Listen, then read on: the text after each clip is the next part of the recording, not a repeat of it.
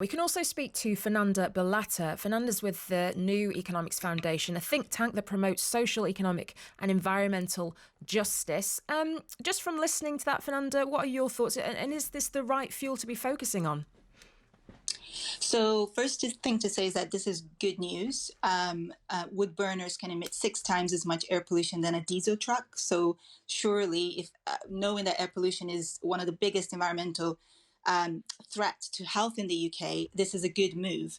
But this problem, affects all areas of the UK. Families and communities, surely we all agree, have a right to breathe clean air. But this is only a partial measure because we need government action on air pollution to also be fair. So we've heard about the difference with regards to price for different products, but also there's an estimated 2.5 million homes in the UK relying on wet wood or coal for heating. So especially people on lower incomes, given that wet wood is cheap and widely available in shops.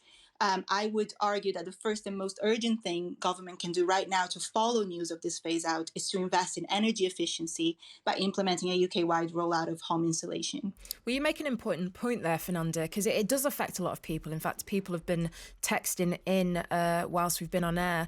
Russ in Silby says, I live on a 50-year-old boat. I have 2 coal wood fires, so how am I supposed to heat my boat now? Pay a fortune for dried wood. The coal I use is allowed in smokeless areas. How many boat business owners who supply coal to boats are they going to put out of business? What about the other suppliers?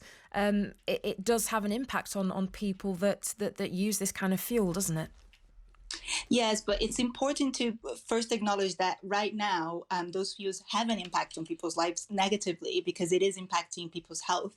And we know that tens of thousands of deaths a year are attributed to long-term exposure to air pollution. So there's no doubt we should be banning those fuels. But government doesn't only need to take this one action. It can deliver something on air pollution and actually support climate targets by also implementing measures that are fair.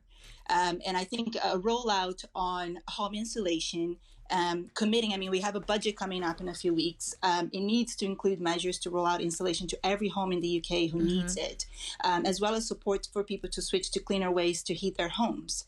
There are other things the government can do as well. So if government is serious about tackling the climate crisis and air pollution together, as well as helping people lower their bills, it can end its ban on the cheapest form of renewable energy we have, which is onshore wind.